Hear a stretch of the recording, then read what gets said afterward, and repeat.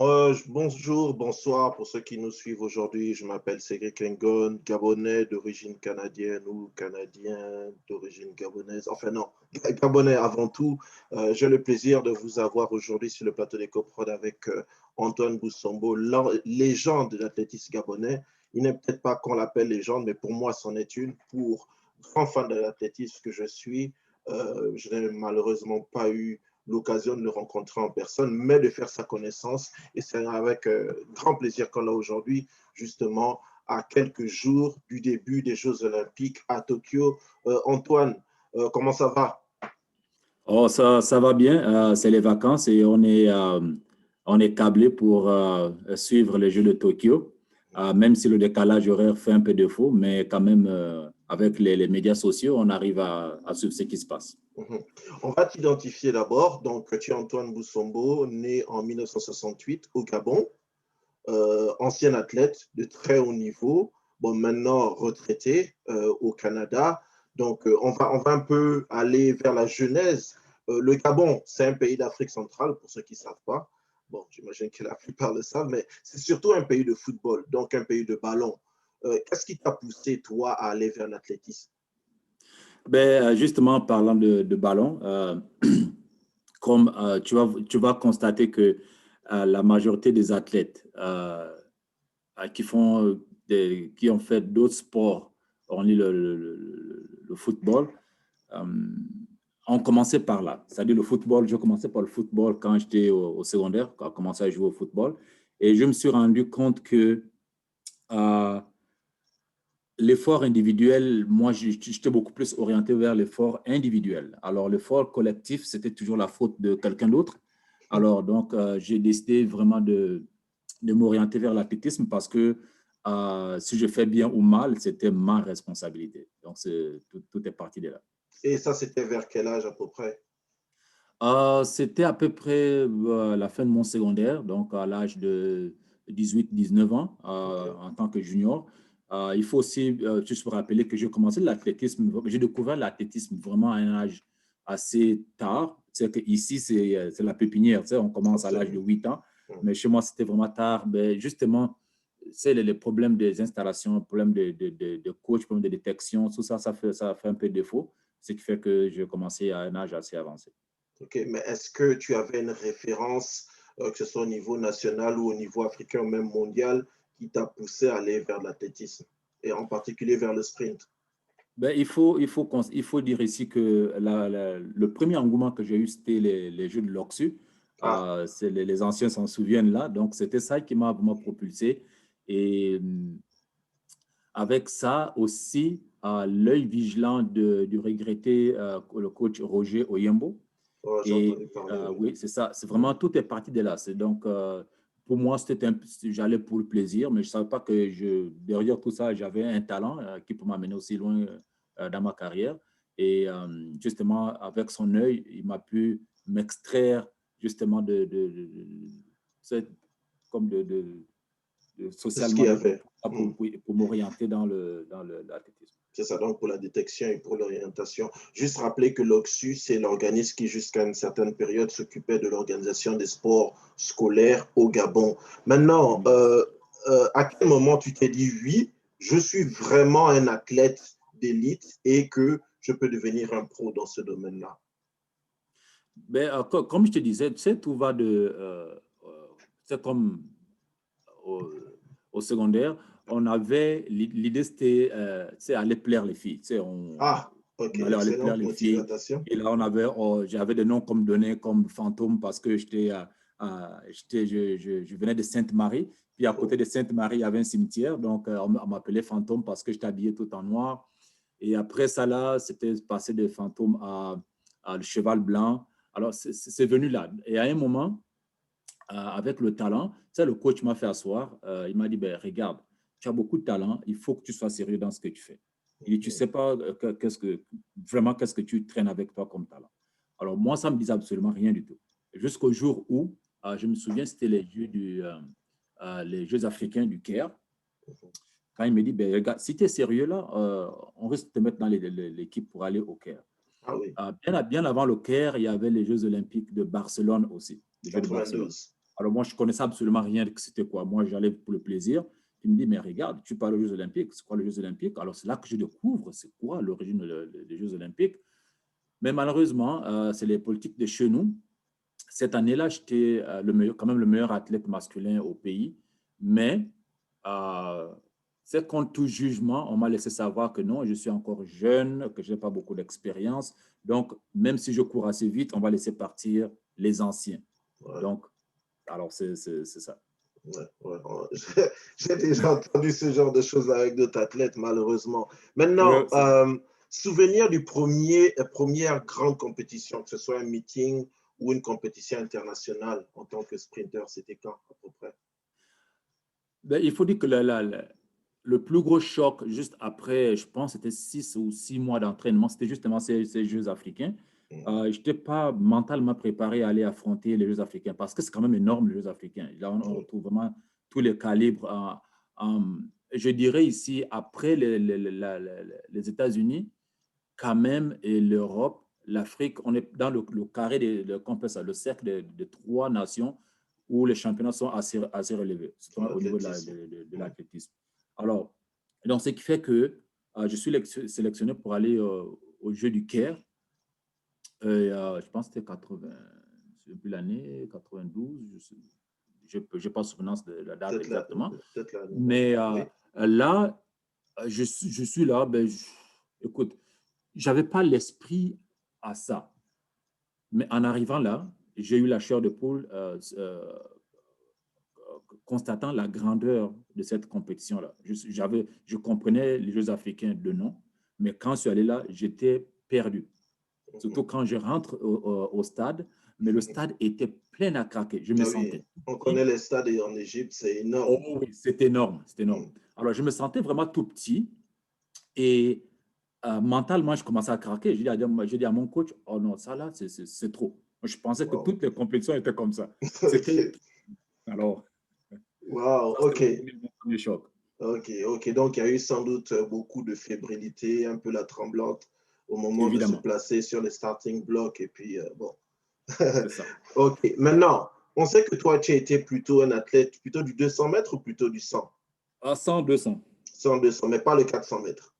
Pas les 400 mètres. Je faisais 400 mètres pour le plaisir, hein, pour sentir la douleur un peu. Tu connais la Ah oui, le 400 mètres. Incroyable. Oui, juste rappeler une spécificité. Le 100 mètres, c'est vraiment la ligne droite. Le 200 mètres, c'est la demi de tout. Demi-piste, et le 400, c'est vraiment la piste complète. Ouais, et c'est vraiment ça fait du mal sur les articulations et en matière d'endurance. Maintenant, Jeux de la francophonie, 2 médailles d'argent, je pense. J'imagine que c'était des très bons souvenirs. Déjà, le premier sentiment lorsque tu as compris que tu étais sur le podium pour les Jeux de la francophonie, c'était quoi? Il faut dire que cette année-là, je pense que j'étais déjà assez entraîné. Je commençais à gagner en maturité athlétique, aussi en maturité physique. Et ces jeux-là, c'était les Jeux de Madagascar. Je n'étais pas favori. Je n'étais pas favori du tout en allant là. Et justement, au fur et à mesure que l'année arrivait, je sentais que j'avais une ascendance psychologique quand même. Une ascendance psychologique qui, au niveau de mes chronos, exemple à l'entraînement, mes chronos, mon coach me disait, regarde, tes chronos là vont te pousser à être dans un podium. Je ne savais pas. Moi, j'allais là comme un outsider, mais quand même, en arrivant là, à Madagascar, et puis c'est vrai, toutes les séances que je faisais, c'était des temps, je ne forçais pas, puis les temps arrivaient comme ça. Alors, il faut dire que j'étais engagé sur le 100, le 200 mètres, le relais 4x100. C'était une compétition assez lourde pour moi parce qu'il fallait faire des qualifications, les demi-finales, les finales au 100 mètres, au 200 mètres, au relais 4x100 mètres. Alors, donc, comme tu le dis, là, je m'en sors avec… on est classé 3e, je pense, au 4x100 mètres. Je termine… c'est pas mal. Oui, deuxième au 100 mètres, 3e au 100 mètres. Je ne sais plus, mes souvenirs ne sont pas exacts. Deuxième au 100 mètres. Oui, mais alors, donc, je suis dans le cercle des trois, comme les 3 courses que j'ai accomplies. Alors, c'était quand même un accomplissement. Après, il faut dire que je n'ai pas eu jusqu'à date une longue carrière d'entraînement, mais quand même, mais hisser au podium dans 3 épreuves, ça valait quelque chose. Oh non, c'est remarquable, c'est absolument remarquable, puisque au niveau des sprints, les références, c'est quoi? C'est le 100, c'est le 200, peut-être le Évidemment, 400. Maintenant, le c'est ça. 4 fois 100, c'est comme l'extra, la série C'est sur ça. le Sunday, donc Mhm. c'est parfait, quoi. Oui. Maintenant, médaille, oui, on vient de parler de médailles aux Jeux de la francophonie, donc 2 médailles. Déjà, bon, j'imagine, pour le pays, comme ça, c'est être sur le podium et puis voir le drapeau qui monte. Qu'est-ce qui se passe dans la tête à ce moment-là, lorsque on est sur le podium? Ben, il faut dire ici dans les sports, ou bien, je veux dire, dans tous les domaines, quand tu commences à maîtriser ce que tu fais, Mm. euh, je pense qu'il y a l'humilité qui vient avec tout ça. C'est comme je n'explosais plus comme quand j'étais jeune ou quand je commençais, parce que je commençais à voir que le plus que tu t'exposes à un podium, le plus que les yeux sont tournés vers toi, le Mm. plus que tu dois t'effacer pour travailler davantage, pour Bien sûr. reproduire les mêmes choses. Alors, ça devient pratiquement comme un culte, là. C'est là où les gens, c'est comme je dis souvent à mes athlètes et à mon fils que euh, c'est le plus que tu connais, le plus que tu as des responsabilités Bien et sûr. le plus que c'est difficile d'abandonner parce que les yeux sont rivés sur toi. C'est comme les amis, la nation, la famille, tout ça, c'est rivé sur toi et tu dois représenter. Mhm. Mhm. Maintenant, puisque on a les Jeux Olympiques qui se profilent à l'horizon, on va justement parler des grands, des participations aux Jeux Olympiques. Juste rappeler qu'on est sur EcoProd avec Cédric Engon et la légende de l'athlétisme gabonais Antoine Moussombo. Je suis à Toronto, au Canada, et lui aussi est à Edmonton, dans l'ouest du Canada. Je veux aussi rappeler que Monsieur Antoine Moussombo, je dis bien monsieur, puisqu'il détient toujours les records de sprint au Gabon. 100 mètres 10-13 ou 200 mètres 20-49. Jusqu'à présent, ça reste tout à fait remarquable. Je sais qu'il y a un jeune Gabonais qui s'entraîne aux États-Unis, qui se rapproche de ça. Je ne sais pas s'il est déjà vraiment proche, mais bon, je l'encourage à le faire parce que, comme on dit, tous les records sont faits pour être battus. Allez, je rappelle, Antoine Boussombo a eu 2 participations, je pense, aux Jeux Olympiques, ou c'était C'est une, ça, oui. 2 participations. La première, Atlanta c'était et à Sydney. Atlanta aux États-Unis en 96 et Oui. Sydney en 2000. Alors, Atlanta, comment ça se passe aux États-Unis? Ben, Atlanta, c'est un peu la réplique des Jeux africains. Mhm. Là encore, c'est ben, surtout aux États-Unis. Vous savez que les États-Unis, c'est l'extravagance quand même. Ouf, Donc, quand oui. on arrive là, c'est un autre océan perdu. Mais quand même, j'arrive à me concentrer à faire ma course. Mhm.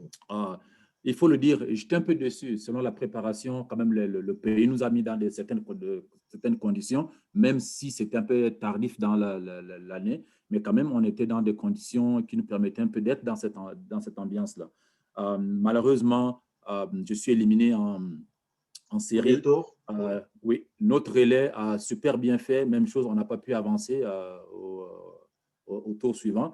Mais quand même, j'ai beaucoup appris d'Atlanta. Parce qu'au retour d'Atlanta, moi, je me disais, ben, si je n'ai pas bien fait, je pense que je vais abandonner. Mais encore une fois de plus, mon coach Oyembo est là, il m'a fait asseoir, il dit, ben, regarde, ça, c'est juste un début. Je pense qu'avec la maturité, tu peux faire mieux. Bien Alors, sûr. donc, Atlanta m'a servi de tremplin pour me focaliser sur moi-même et ce que je faisais. OK. On aimerait avoir ton impression sur ce qui se passe, puisqu'on a aux Jeux Olympiques, on a le village olympique, ça va être une expérience particulière. On a comment on appelle ça, la cérémonie d'ouverture avec les athlètes là, avec le drapeau et tout. Et c'est là, ce feeling-là. Est-ce que tu peux nous transmettre un peu qu'est-ce que tu vis à ce moment-là? Le fait de représenter le pays, d'avoir, bon, j'imagine, vous avez des beaux uniformes ou des belles tenues et puis qu'il y avait un porte-drapeau. Je ne sais pas si tu te rappelles qui était le porte-drapeau. Qu'est-ce qui se passe à ce moment-là? Est-ce qu'on a peur de marcher? Est-ce qu'on a peur de tomber devant les caméras du monde entier? Comment ça se passe? Ben, pour te dire, euh, c'est ça, parce que quand même, pour être à ce niveau, ça prend beaucoup du point de vue mental. Mmh. Parce que juste ces cérémonies-là, comme l'ouverture et tout ça, c'est tellement comme un apogée. Mais c'est comme l'apogée dans les sports, là, c'est le sommité des Absolument. sports, c'est les Olympiques. Et puis, quand tu es là, en fait, quand je suis allé là, l'impression était que c'est tout ça, ça revient toujours à cette responsabilité. Est-ce que je vais pouvoir vivre ça encore un moment? C'est tellement grandiose que quand tu retournes, tu t'assois, tu dis non, moi j'aimerais repartir. Ah oui? Ok. Oui, Ok. c'est ça. Il y a tellement de souvenirs. Récemment, ils ont publié justement ce qui m'a vraiment ému, c'est des légendaires comme Mohamed Ali. Justement, il était à la cérémonie d'ouverture. Comme toute attente, là, Hmm. le spotlight est sur lui. Oui, Et là, tremblotant, il tient sur sa main une torche et c'est ouais. lui qui allume la torche. Je te Très grand jure, moment. Très grand ce n'était moment. pas un moment, pour moi, ce fut le meilleur moment de ces jeux-là. C'était justement quand je vois Mohamed Ali. C'est une légende Tout à que je fait. voyais à la télé. Mhm. Est-ce que c'est une réalité ou c'était un rêve? Puis il Mhm. était là devant moi en train d'allumer une torche. La torche, ouais. C'est C'était avec tout ce qu'il a extraordinaire. accompli. C'est comme, voilà pourquoi dans la vie, il faut vraiment être humble. Peut-être tout le palmarès qu'il a eu, puis à la fin, il est là en train Mhm. d'allumer une torche olympique. Alors qu'il est devenu vulnérable. C'est ça, oui. C'était un C'est très ça, grand moment. exactement. Mhm. Alors ça, c'était vraiment le moment qui m'a beaucoup le plus comme m'a poigné dans ces jeux-là. Hormis les foleries des villages olympiques, tout ça là, c'était les foleries des villages olympiques, rencontrer du monde. Même après tout ça, ça devient, c'est comme routinier un peu. Mais il y a des éléments clés. C'est comme tout ce que tu es allé faire.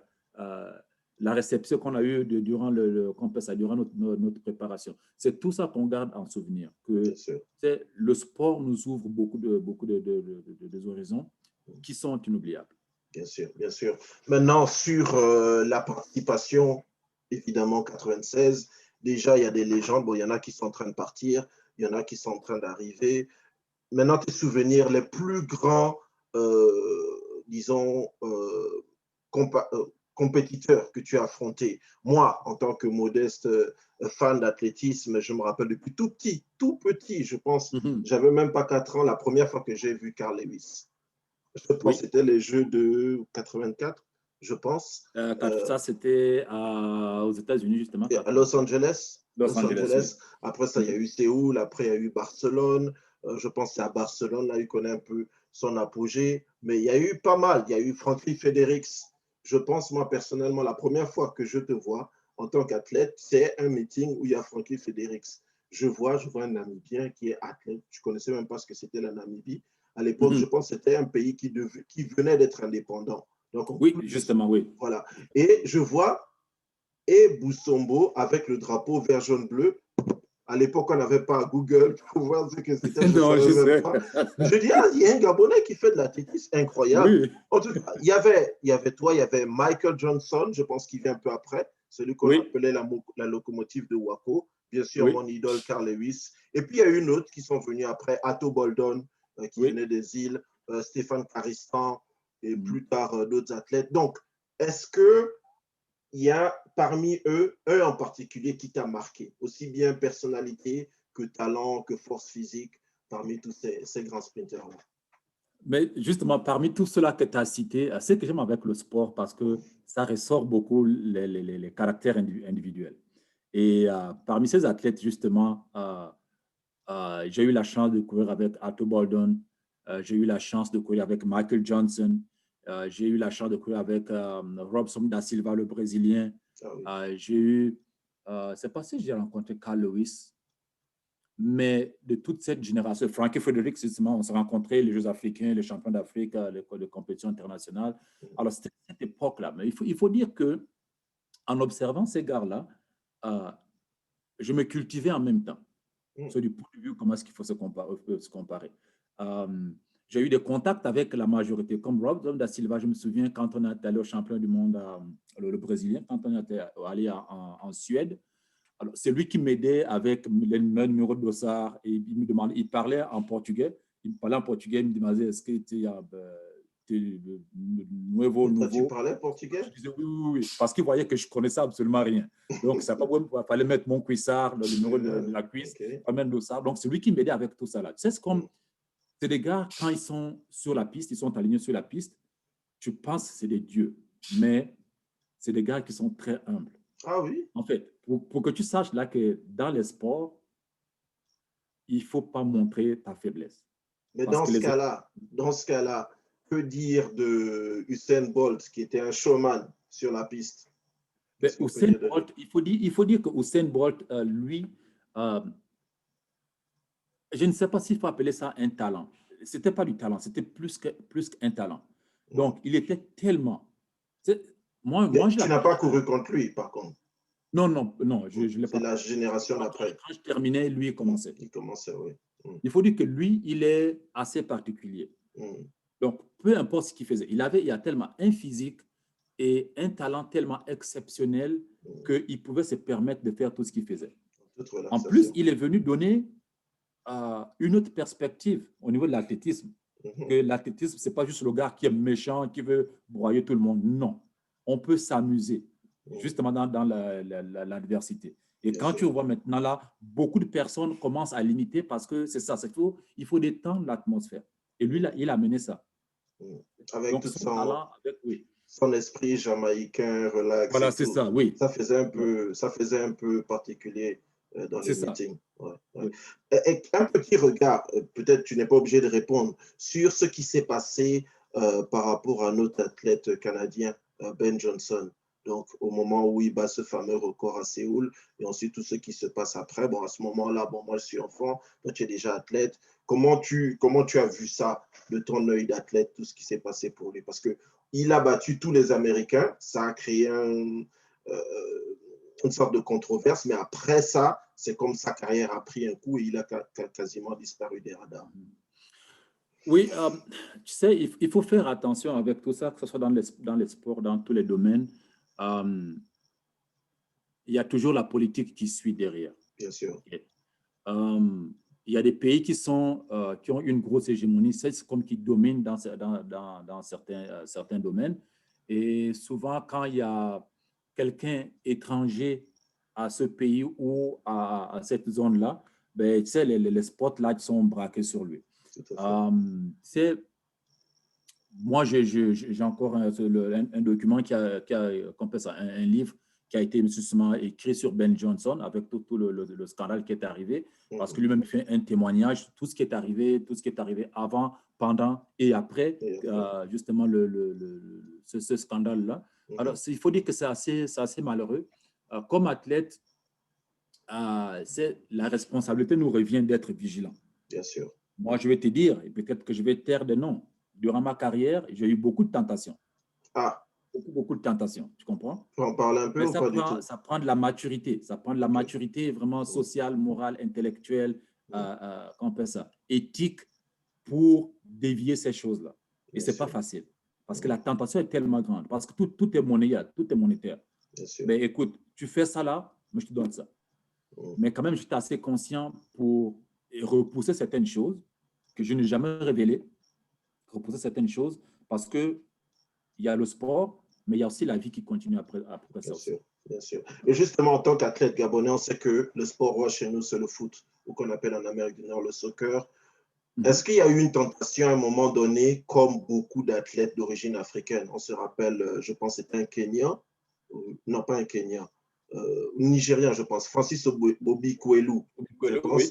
qui a ensuite pris la nationalité portugaise et qui a pu voir sa carrière exploser au plus haut niveau. Parce que toi, tu n'as pas eu, que ce soit l'offre ou des tentations de changer d'air, par exemple, rejoindre l'équipe de France ou une autre Oui, nationalité? j'ai eu beaucoup d'offres. J'ai eu beaucoup d'offres, en l'occurrence en France, Ah. justement après 2000, quand je suis allé en Australie. J'ai eu beaucoup Les d'offres. JO de Sydney? Oui, oui. Aussi, Et peut-être d'autres pays la aussi. France, l'Australie, l'Italie. Oui. Okay. Alors, donc, tous ces pays-là disaient, ben, regarde, aux États-Unis aussi, parce qu'à Atlanta, je te jure, justement, je n'ai pas évoqué ça. Oui. Atlanta, tout était garanti pour moi. OK. Ben, ils m'ont dit, ben, regarde, tu as tellement un bon esprit qu'on aimerait te mettre dans dans une situation où tu vas profiter de ta carrière. Donc, ils m'ont trouvé un travail, ils m'ont comme trouvé une maison, tout. Ah oui. Mais je jouais les Patriotes en disant, moi, je vais rentrer chez moi. Oh, c'est Tu pas comprends? possible. C'est vrai ça? Waouh! Oui, Et les ça parents c'est n'en quelque ont chose pas, là que les parents ne se sont beaucoup pas de mes, fâchés avec ça? beaucoup de mes coéquipiers Ne ne savent pas. connaissent pas ça. Les coachs, Oh, les dirigeants ne connaissent pas ça. merci, merci pour C'était cette révélation. justement les autorités de Griffin aux Ok, États-Unis qui m'ont proposé ça. waouh. Alors, ils m'ont Eh dit, ben, on te trouve un travail, on te sponsorise tout. On veut que tu restes. et avec le passeport, les papiers, avec tout ça. C'est ça, oui. Waouh. Alors, comme je t'ai dit, je jouais les Patriotes, donc je suis rentré chez moi. Ok. Bon, maintenant, on s'achemine vers la fin de cette interview. Encore une fois, merci. On avait Antoine Boussombo, ancien athlète gabonais, qui a participé à 2 Olympiades, et Cédric Engon ici à Toronto, au Canada. C'est sur la plateforme EcoProd et on sera diffusé également sur d'autres plateformes.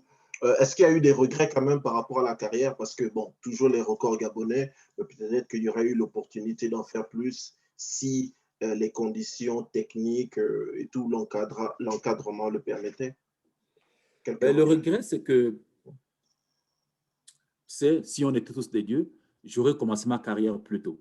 Ouais. Ça c'est le premier regret. Mhm. Deuxième, euh, en étant né au Gabon, ça c'est l'autre chose qui m'a, en fait, l'une des choses qui en fait en sorte que je reste ici, c'est parce que je faisais un peu, comment on appelle ça, euh, j'ai fait une petite réflexion quand je suis arrivé au Canada, une réflexion sur ma carrière. Alors, je pouvais bénéficier le pays moi-même de tout ce que je faisais. Mais je me suis rendu compte que quand tu gagnes, les gens sont avec toi. Quand quelque chose arrive, les gens t'abandonnent. Donc, c'est ça, Absolument. quand tu fais du sport de haut niveau, il faut être ça, très vigilant là-dessus. Alors, Mhm. le deuxième regret, justement, que j'ai, c'est quand tout allait bien, les autorités, parce que je te dis, j'avais pris contact avec l'université de Houston, au Texas, Ah oui. parce que c'est là où était Carl Lewis, parce que justement, Ah oui, oui, c'est là où était effectivement. Mhm. leur famille Santa Monica. Mhm. Donc, j'avais pris contact avec l'université de Houston pour aller là. Mhm.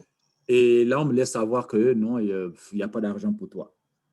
Et pourtant, à la même époque, il y a d'autres personnes qui sortaient. Tu sais. Et surtout, Mais le CIO offrait des bourses olympiques pour pouvoir aller dans ce genre de stage. oui, c'est ça, C'est violent. exactement. Ouais. Oui, mais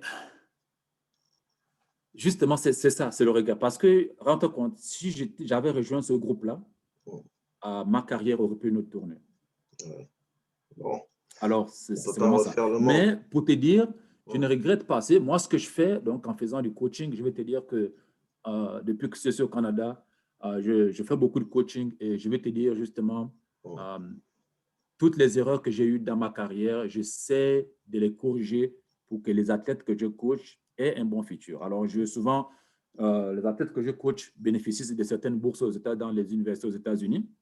Alors déjà, ça, c'est une fierté. Mais j'aimerais comme offrir un peu plus. C'est parce que je sais que le sport fait partie des intelligences. Et un athlète peut vivre du sport maintenant. Oh, c'est sûr, Donc ça, c'est il ne sûr. faut pas se le cacher. Donc quand un athlète a une carrière bien orientée, euh, il peut vivre de ça. OK. Donc c'est prouvé. Et là, tu suis beaucoup les sports là et tu sais ce qui se passe. Bien sûr, bien sûr. Il me reste 2 dernières questions, disons. Oui. Euh, bon, bon, pour ce plateau-là, on s'attend à parler à d'autres athlètes gabonais. Bon, on espère par exemple avoir Zhang Milama, peut-être que tu connais un peu. Oui, Zango, Ouais. c'est notre vedette nationale, oui. Voilà, on aurait Mm. espéré pouvoir l'avoir. On va voir si ça peut se confirmer.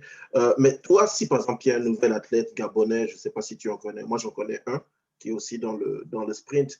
Quel conseil tu lui donnerais lorsqu'il doit aborder sa première grande compétition, comme par exemple les Jeux Olympiques, pour ne pas se rater, notamment par rapport aux aspects techniques? On sait maintenant que, par exemple, quand on est sur les starting blocks, on n'a pas droit à plusieurs faux départs. On se rappelle l'épisode John Drummond. Donc, comment éviter ça et surtout, comment être prêt pour ne pas craquer au moment où il faut démarrer? Ben, il faut dire, parce que moi, quand tu poses la question, j'ai en tête le petit Maganga Gora qui fait Voilà, super bien, qui exactement, a déjà c'est battu lui. mon record de 200 mètres. Ah, Et très bien. vraiment, je suis de tout cœur avec ce jeune. Il est bourré de talent. Il est bourré de talent et j'espère qu'il va avoir une équipe digne de ce nom pour l'encadrer comme il faut. Tu sais, dans les sports, même si c'est comme du football et que c'est un sport collectif, mais quand même, les individus ont leur façon de penser, leur façon d'agir selon ce que leur coach leur prodigue. Et quand j'observe le petit exemple, le petit Maganga Gora courir, je vois qu'il est très intelligent. Il est très intelligent et je sais qu'il va s'en sortir. Parce qu'il faut dire, en l'observant, c'est quand même un athlète de grande compétition. Il a déjà cet esprit-là. Il s'entraîne aux États-Unis et puis de là, il affronte quand même les meilleurs athlètes au monde. Et je sais qu'il va s'en sortir. Il va s'en sortir si il pense à lui-même. Parce que n'oublie pas que l'athlétisme, c'est un sport qui est très ingrat. Donc, la première chose que tu dois te concentrer, c'est toi-même. Parce que n'oublie pas, peu importe l'équipe qui est autour de toi, quand tu fais bien, tout le monde est avec toi. Quand tu fais mal, tu es seul. Donc, vraiment, il faut anticiper ça en étant seul. Donc, penser seul. Donc, faire un effort individuel. Ne fais pas faire un effort pour plaire à quelqu'un. Tu fais un effort pour te plaire toi-même. Parce qu'à la fin, c'est toi qui deals avec, bien ou mauvais, c'est toi qui deals avec les résultats. 2 dernières questions rapidement, en quelques secondes. Est-ce qu'il y a des idées pour développer l'athlétisme au Gabon? Ça reste une terre quand même chez nous, les gens sont très athlétiques, et plutôt dans le type niveau morphologie un peu de ce qui se rapproche des États-Unis et de la Jamaïque. Et puis un mot aussi sur le petit TJ Boussombo. J'ai vu que c'est un jeune, est-ce qu'on peut le considérer comme un compatriote gabonais qui essaye de commencer à se former là pour pouvoir peut-être arriver au niveau de son papa? Qu'est-ce qu'on peut dire sur lui? Donc voilà, sur le Gabon, quelques idées et sur le petit TJ, ton fils.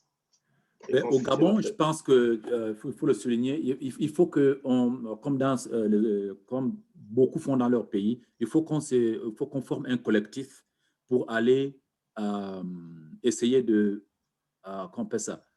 faire renaître les sports chez nous. Ce n'est pas juste l'athlétisme qui est touché, il y a beaucoup de sports qui sont touchés. Il faut vraiment qu'on se mette en collectif, surtout les gens de la diaspora, en collectif. Et puis, quand même, il faut dire que depuis que je suis ici, là, je fais beaucoup de formations au niveau des sports. Je sais, en 95, j'étais le meilleur entraîneur ici en Alberta. 2015, 2015, oui. 2015, alors, donc, on cumule toutes ces connaissances-là. On peut aller reverser au pays si on se met en collectif. Parce que seul, on ne peut rien faire. Mais si on est un collectif, on peut vraiment arriver à redémarrer les sports chez nous. Il ne faut pas juste comme penser à l'État. L'État, c'est n'importe qui. Donc, si on se met en collectif, je pense que c'est juste qui va fonctionner. On pourra faire un suivi dessus. Alors, parlant de TJ, c'est un garçon très talentueux. Très talentueux. Peu importe le domaine dans lequel on le met, il va exceller. Alors, n'oubliez pas que c'est la nouvelle génération. Donc, que ce soit il est bourré de talent. Donc, pour moi, je n'ai pas de limitation sur ce qu'il fait en matière de sport. Je sais que, comme je dis, dans n'importe quel sport que tu le mets, il excelle. Ah oui? Alors, oui, il est comme ça. Il apprend très vite. Il n'est pas plutôt vers l'athlétisme ou le basket ou un autre sport? Basket, athlétisme, volleyball, le marché des sports. Donc, pour l'instant, parce que je suis quand même un prof d'éducation physique, il faut laisser les jeunes grandir. À peu près quand ils arrivent, exemple, en seconde, comme ici, là, c'est en 10e année, mais c'est là on voit vraiment la définition du talent. Et c'est là on commence à les orienter pendant 4 années pour qu'ils soient prêts pour le système universitaire. Parfait. Écoutez, le grand Antoine, ça a été un plaisir de t'avoir avec nous. On va, comme je t'ai dit, on va diffuser ça sur notre plateforme. C'est ce que tu vois derrière, la EcoProd. On est sur, on a une page YouTube, tu verras sans doute. On est aussi sur la plateforme SoundCloud. Et si tout le permet, avec Choc FM, une radio pour laquelle je dirige les sports, on aura aussi l'occasion de voir cette compétition-là, cette interview-là. Qu'est-ce que tu peux nous dire aux Gabonais qui te regardent et même aux Africains par rapport aux Jeux Olympiques? Ça va être un peu particulier, là, sans public. Ça va être vraiment... Qu'est-ce que aux tu peux dire? Africains, Hmm. aux Gabonais, n'oubliez pas que euh, être là, parce que tu sais, les pays africains, on est tellement nombreux, et être sélectionné pour être dans une compétition majeure comme mondiale comme celle-ci, ça nécessite, euh, ça nécessite beaucoup. Alors, donc, ne soyez, quand vous allez là, soyez fiers, soyez, comment on fait ça, amusez-vous, surtout amusez-vous. Hmm. Parce que sortir c'est comme, prenons le cas du Nigeria ou je ne sais pas, le Cameroun ou d'autres pays. Euh, Si tu as été sélectionné parmi des millions de personnes qui sont là, c'est que tu as de la valeur. Et que Donc, ce tu qu'il le faut faire, c'est mérites. vraiment prendre ça à cœur et amusez-vous. N'oubliez pas que aussi les erreurs font partie de l'apprentissage. Bien Parce sûr. que le plus d'erreurs que tu fais, le mieux tu apprends aussi. Alors Bien donc, sûr. à ceux-là qui vont aux Olympiques, je vous dis chapeau.